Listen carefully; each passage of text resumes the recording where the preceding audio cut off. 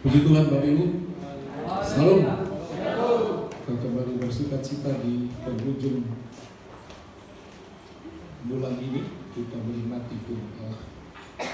Kita buka Alkitab kita dari Injil Lukas pasal 14 ayat 25 sampai ayat yang ke-35.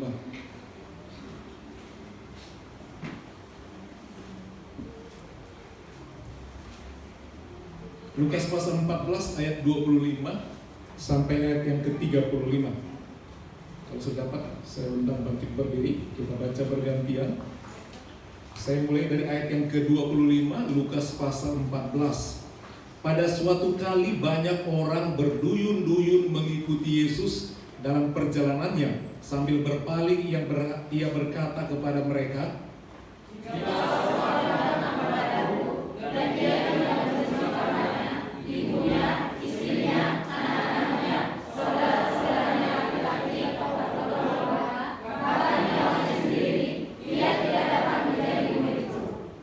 barang siapa tidak memikul salibnya dan mengikut aku, ia tidak dapat menjadi muridku.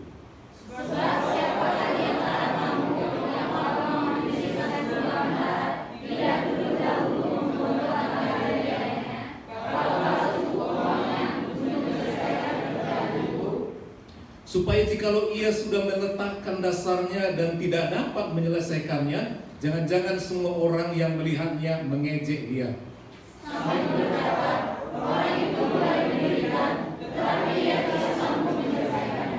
Atau raja manakah yang kalau mau pergi berperang melawan raja lain, tidak duduk dahulu mempertimbangkan apakah dengan 10.000 orang ia sanggup menghadapi lawan yang mendatanginya dengan 20.000 orang? Jika tidak, dia akan memberikan keputusan sama manusia itu masih jauh untuk menanyakan syarat-syarat perdamaian. Demikian pula lah tiap-tiap orang di antara kamu yang tidak melepaskan dirinya dari segala miliknya, ia tidak dapat menjadi muridku. Tetapi jika dalam tujuan tidak tahu dengan apakah ia sia-sia, tidak ada lagi gunanya, baik untuk ladang maupun untuk pupuk, dan orang membuangnya saja.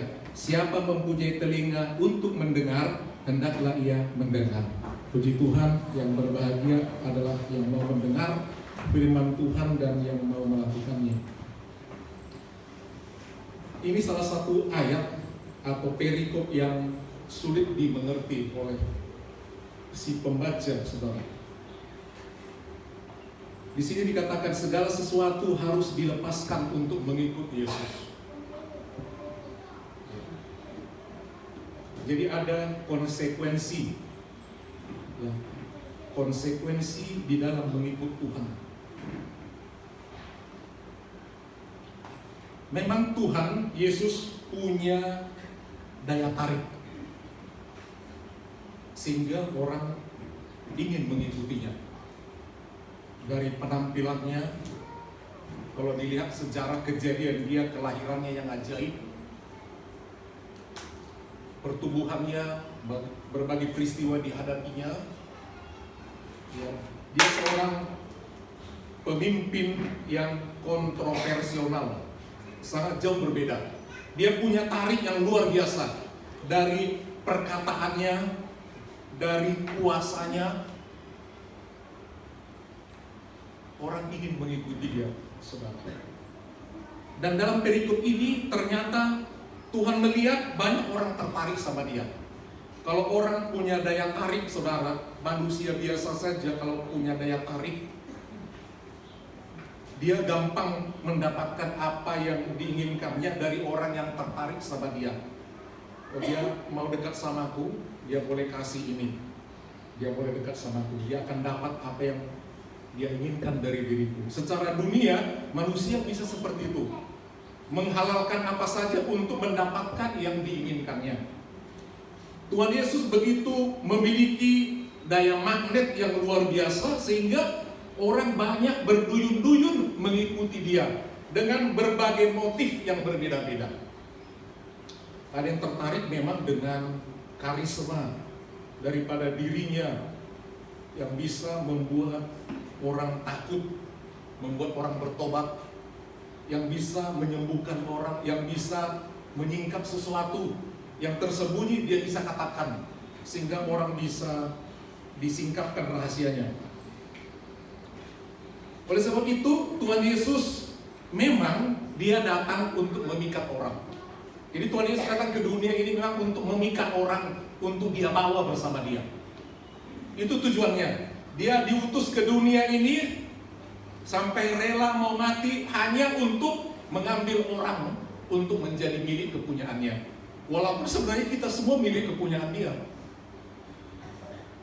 Tetapi karena manusia itu telah jatuh dalam dosa melalui Adam, maka dia harus turun untuk mengambil lagi. Dan caranya dia harus menunjukkan kuasanya sehingga orang tidak terlena dalam keindahan dunia dan boleh kembali berpaling kepada si pemilik, yaitu Yesus Kristus. Berbagai cara Tuhan Yesus untuk menyatakan dirinya bahwa dia bukan sekedar manusia biasa, tapi dia adalah si penyelamat. Sehingga dia melakukan berbagai mujizat. Mujizat, saudara, bukan tujuan hidup orang Kristen. Ada banyak orang terpesona dengan pelayanan mujizat. Saudara, mujizat bukan tujuan Tuhan. Itu hanyalah sekedar sarana supaya orang bahwa Tuhan itu, bahwa Yesus itu memang Tuhan, memang Maha Kuasa. Kalau ada orang yang bisa melakukan mujizat, boleh, tapi belum tentu dari Tuhan. Sebab kuasa itu diberikan juga kepada iblis untuk melakukan berbagai mujizat. Jadi tujuan daripada Yesus melakukan mujizat supaya orang datang kepada dia.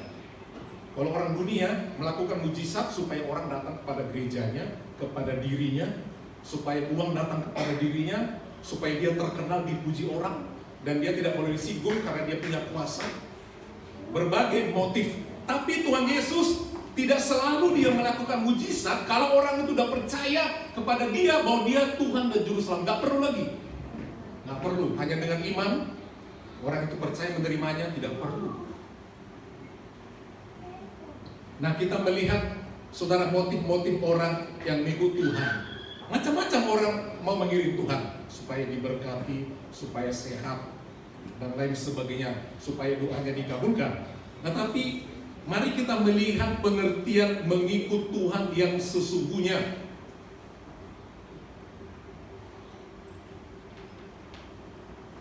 Dia memberikan beberapa gambaran atau persyaratan.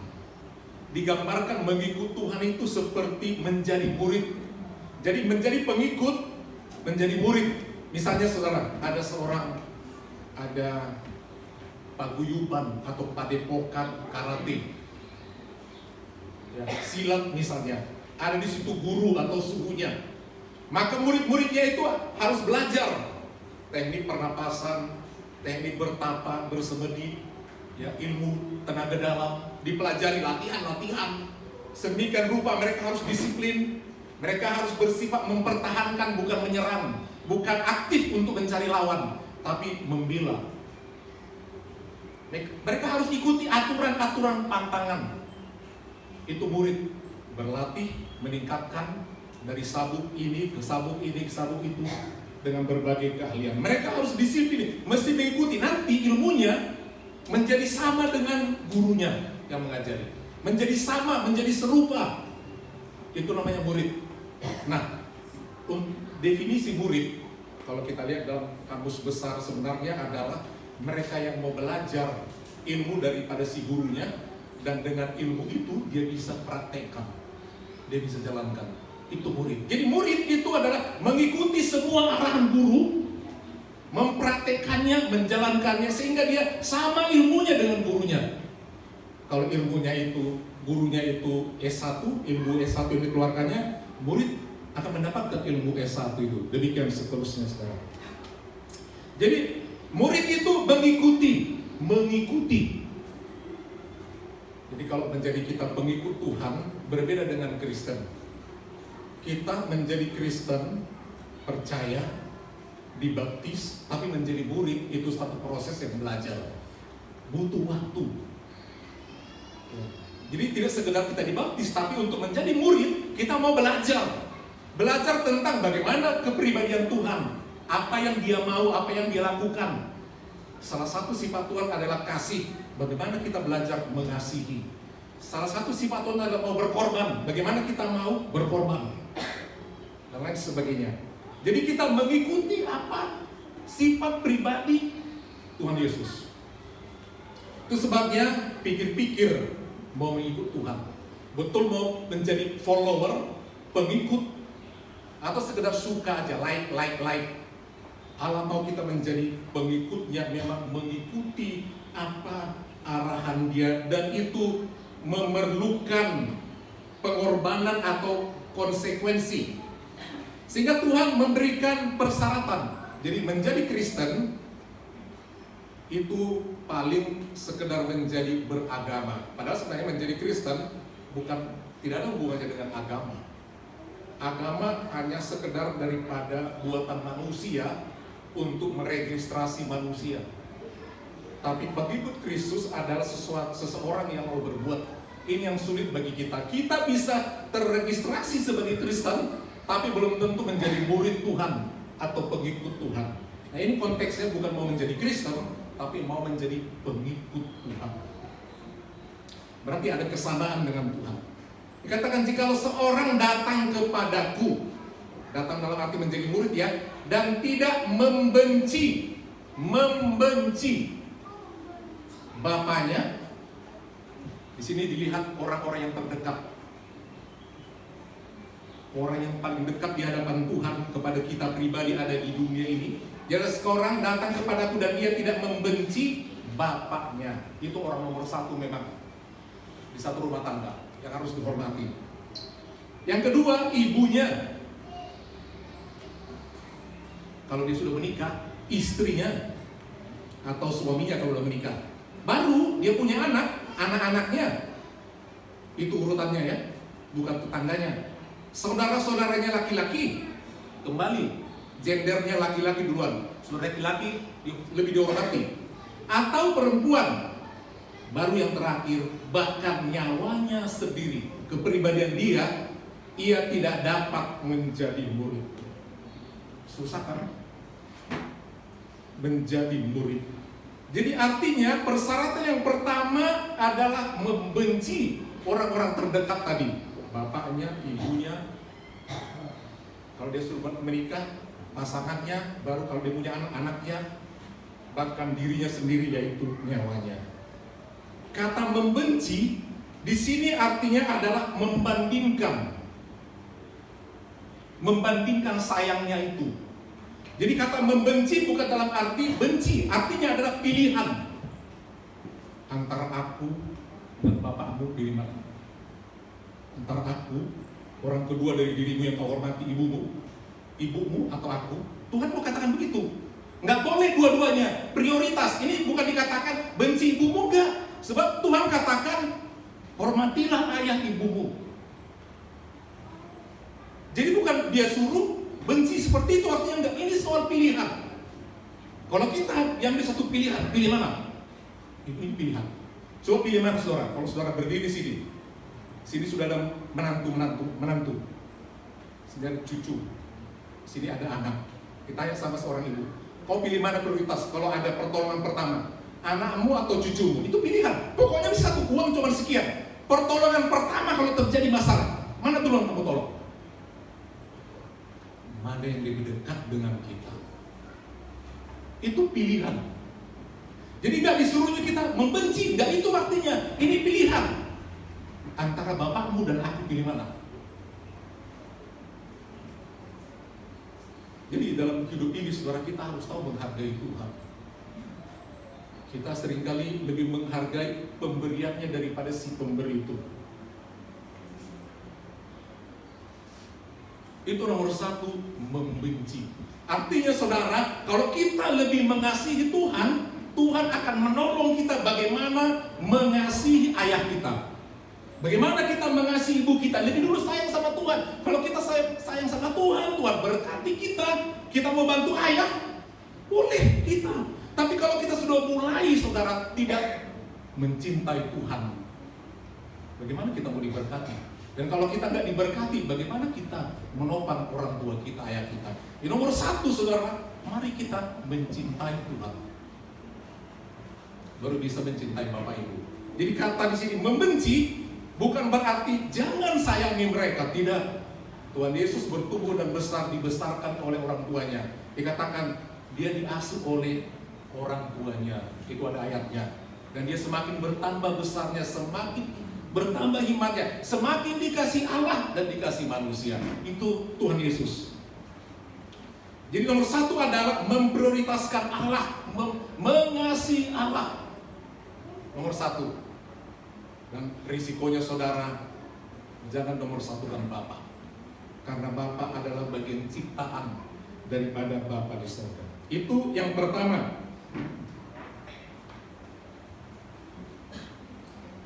Ayat 27,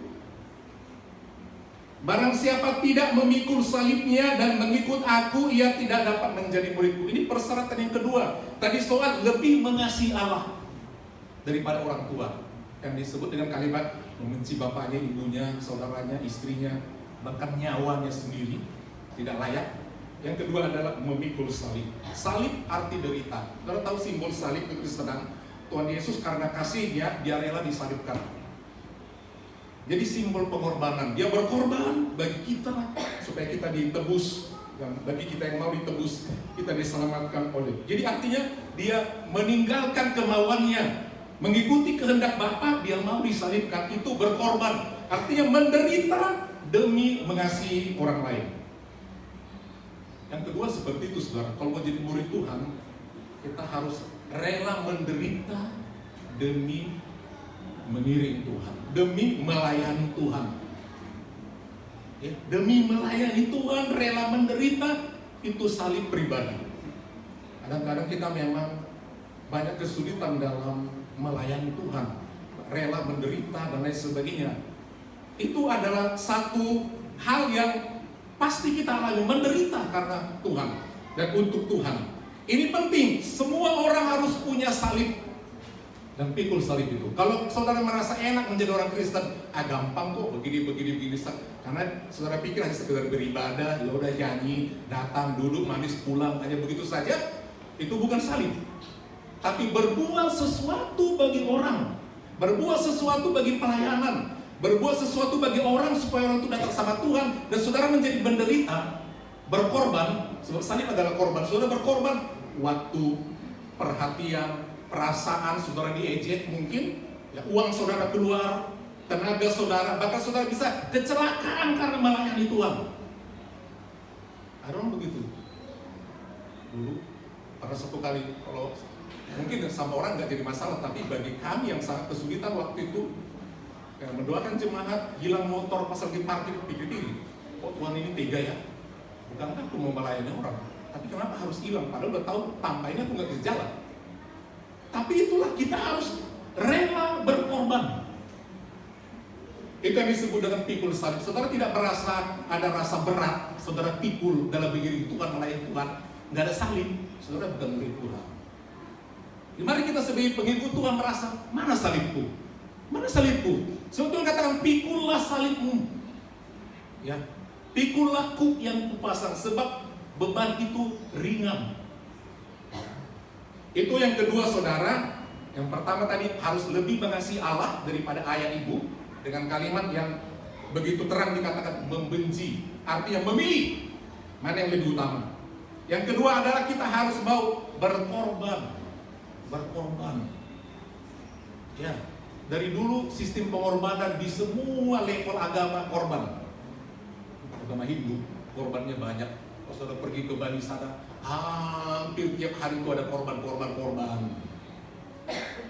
Berbagai macam-macam, nggak sekedar dupa, ada korbannya, sesajiannya. Dalam agama Buddha juga begitu, korban. Dalam agama Islam, korban. Dalam agama Kristen, korban darah mesti ada, dan garam. Itu syaratnya Kristen, darah dan garam. Harus ada korban, artinya ada harga yang harus dibayar. Selanjutnya dikatakan demikian, dibuat satu gambaran. Ini muncul di perikop yang baru. di alinea yang baru. Ayat 28 tulisannya mencolok ke dalam, artinya satu topik yang baru lagi. Sebab siapakah di antara kamu yang kalau mau mendirikan sebuah menara tidak dulu dahulu membuat anggaran biayanya, kalau cukup uangnya untuk menyelesaikan pekerjaannya. Ini juga merupakan satu pengorbanan. Kepengen punya menara. Dulu ada menara Babel, bangun untuk melawan Allah. Di modern ini juga menara menjadi simbol. Tower of ini, tower di Abu Dhabi, di Dubai.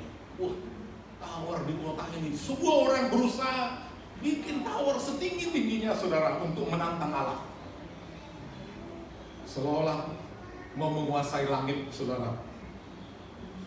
Nah, itu merupakan apa? Itu pengorbanan. Nggak mungkin boleh naik tower tinggi kalau tidak dimulai dari fondasi. Pasang fondasi, lantai 1, masuk ke 2, ke 3, dan seterusnya. Itu perlu matematika. Artinya, kalau iring Tuhan itu tuntas sampai mati. Jangan tanggung-tanggung, mula-mula semangat Kristen. Berapa lama lagi nggak kelihatan lagi di gereja? Udah lain lagi agamanya. Udah lain lagi. Jadi memang kita harus hari ke hari kita naikkan iman kita itu. Kita bangun menara itu. Terus kita bangun iman kita. Pengorbanan kita, lantai pertama udah selesai, korban itu. Cari lagi untuk lantai kedua, terus. Seperti membangun menara. Jadi katanya jangan pernah kita itu berhenti berbuat sesuatu, baik dalam iman, pelayanan, saudara. Terus berjalan. Jangan katakan bosan lah. Bosan, ini udah mulai lagi. Ini udah mulai bulan Februari, mulai aktif nanti. Kamu wanita sibuk nanti begini. Sekali seminggu kamu wanita, dan cuma berapa jam? Baru tiap hari masak, makan 3 kali sehari. Nggak pernah ngomel kan? Kalau makan, pernah ngomel makan? Kalau boleh makan terus.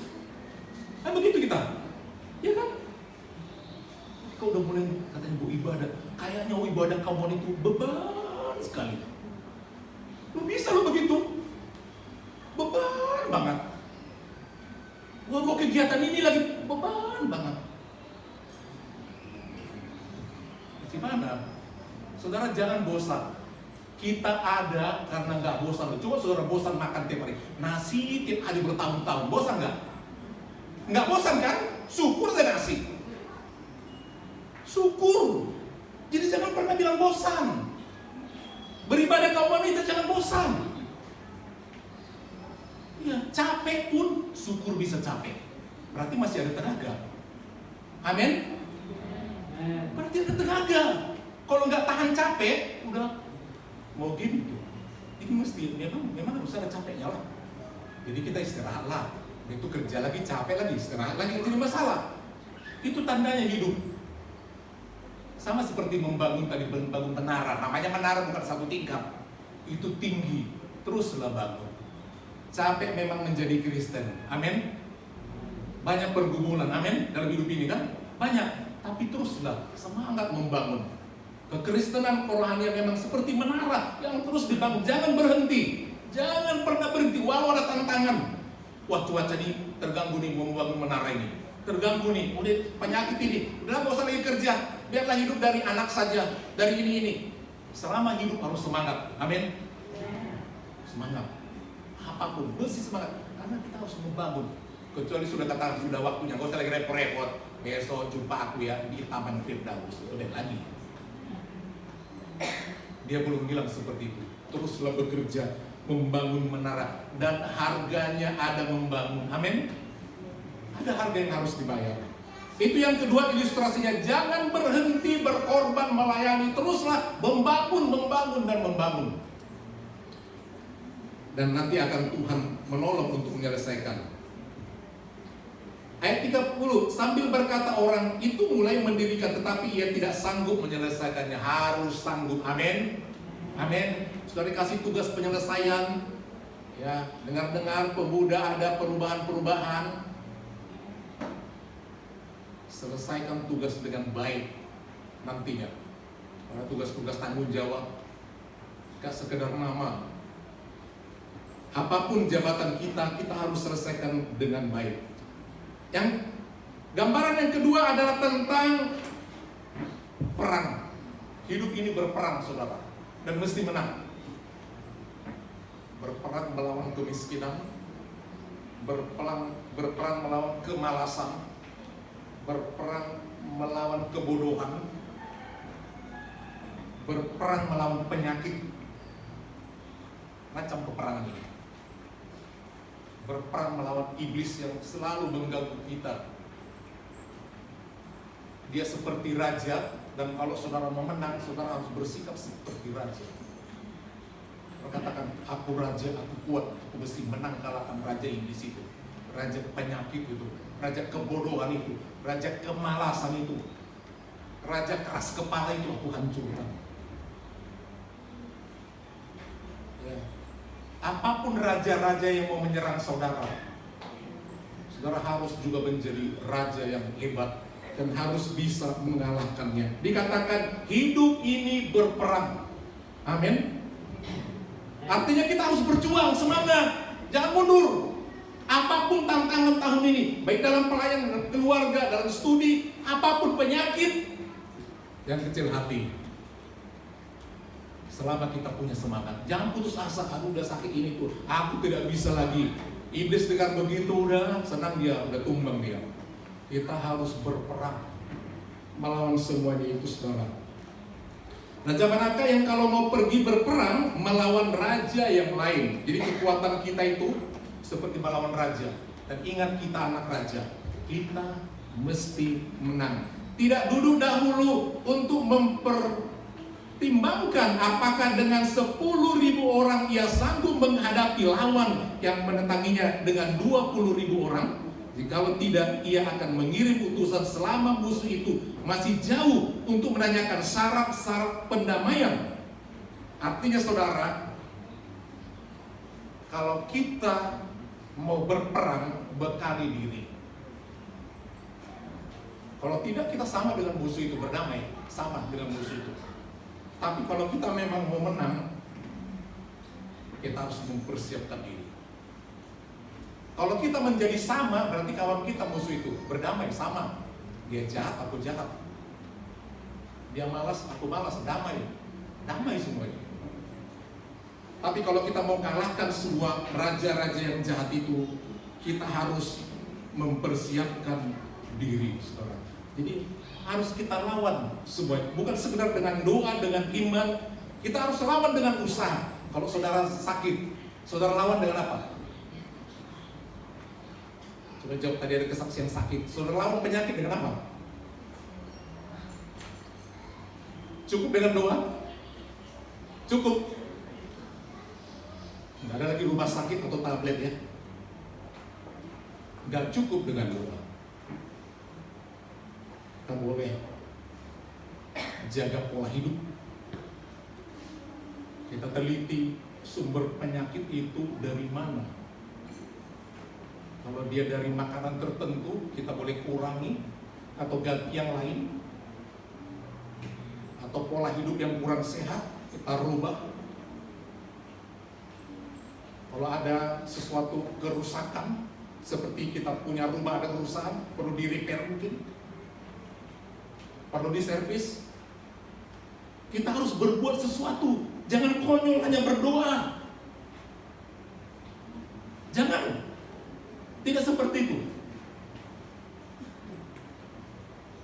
Kalau kita tidak punya upaya dan hanya mengandalkan doa saja, saudara, itu ujian iman saudara. Dan kalau memang dijawab hanya dengan doa, itu iman saudara. Tapi kalau tidak terpenuhi dengan hanya doa, saudara memang diminta oleh Tuhan, memang harus mulai merubah pola hidup. Kalau dikatakan tadi itu sakit karena makanan tertentu, ya singkirkan makanan itu. Ya, itu disebut dengan apa, saudara? Kita harus berperang. Oh, sakit ini karena makan itu. Yang berperang malah nafsu makan jenis makanan itu, hancurkan. Pasti sehat. Itu yang disebut dengan berperang.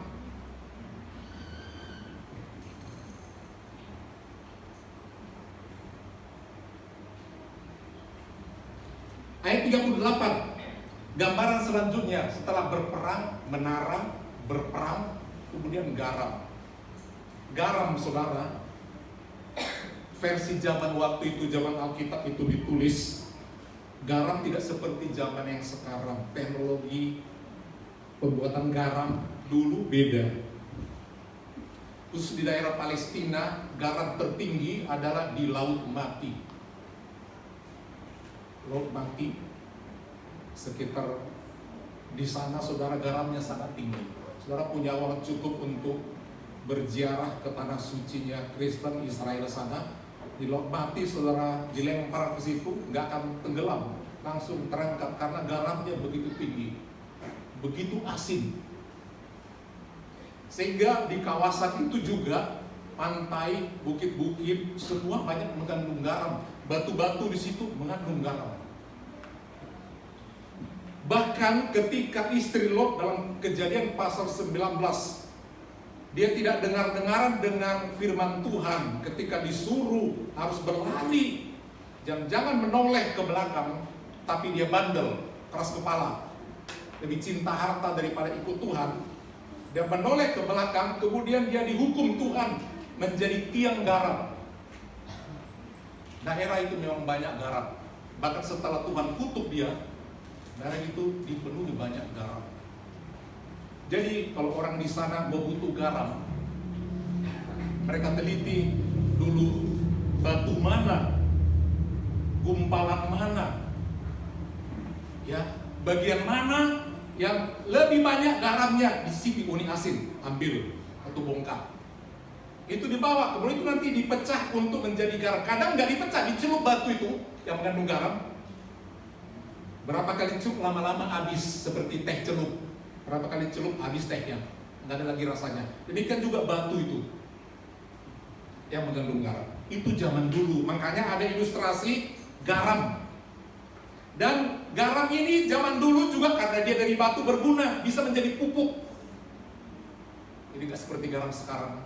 Jadi batu itu dipecah-pecah-pecah, dicampur ke ladang, jadi pupuk dari bebatuan. Dikatakan dalam ayat ini, demikian juga dengan garam memang baik, tetapi jika garam juga menjadi tawar, dengan apakah ia diasinkan lagi? Ini menggambarkan saudara, kita harus memiliki sesuatu dari diri kita yang bermanfaat. Kalau nggak bermanfaat, seperti garam udah nggak bermanfaat, itu akan dibuang dan diinjak-injak orang. Matius pasal 5 ayat 13, tolong dibuka. Matius pasal 5 ayat 13.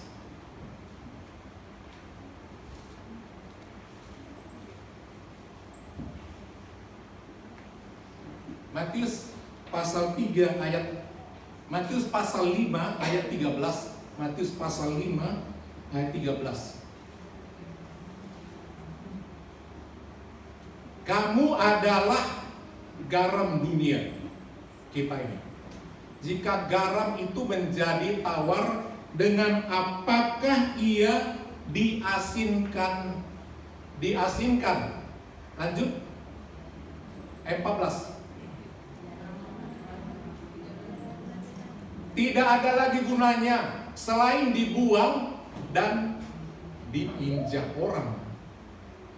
Dibuang dan diinjak orang. Kenapa muncul ayat ini? Jadi garam dulu itu kalau udah habis garamnya nggak guna, dibuang ke jalan. Karena itu kan batu yang sudah nggak berguna. Jadi batu-batunya nggak ada lagi asinnya.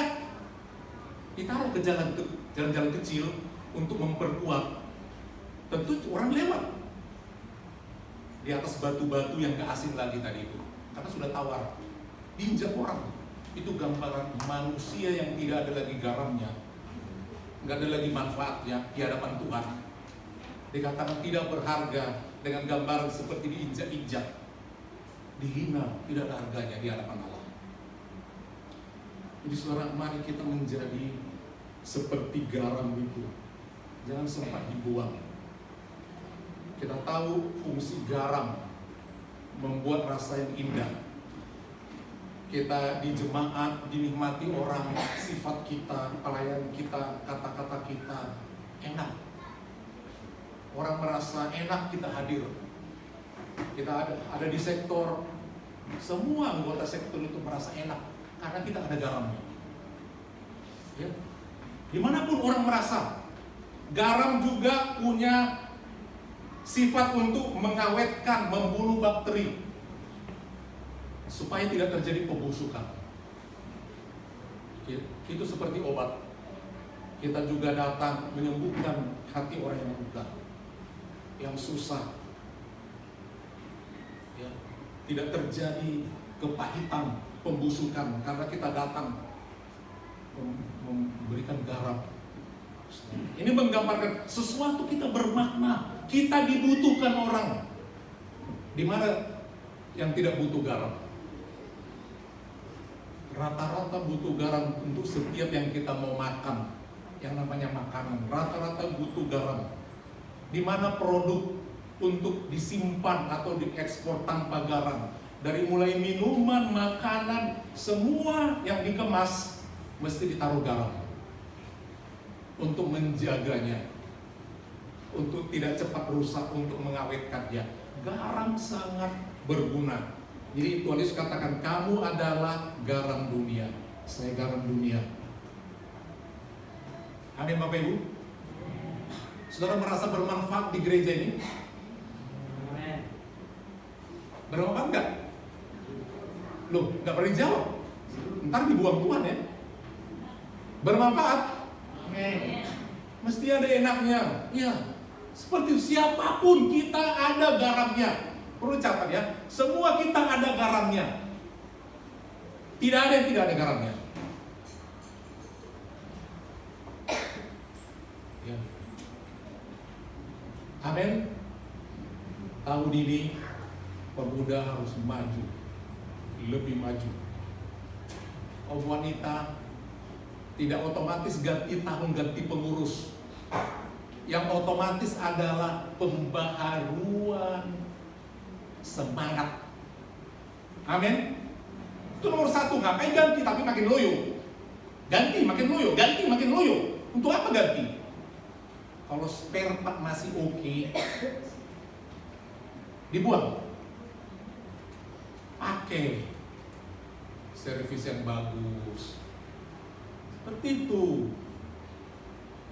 Diganti kalau udah dipanggil Tuhan aja, udah dibilang Tuhan, dating kita ya di Taman Firdaus, baru memang ganti. Tapi kalau katanya kau masih di situ, tempatkan, lakukan. Ayo kita jalankan. Pemuda remaja jangan ada lari dari tugas kalian. Amin. Amin.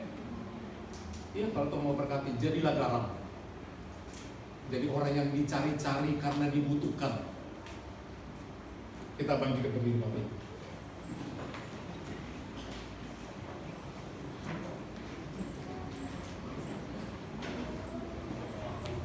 Kita semua pasti dipakai oleh Tuhan karena kita adalah murid Tuhan, kita pengikutnya. Kita juga dipakai bukan karena kita hebat, tapi karena Tuhan yang hebat.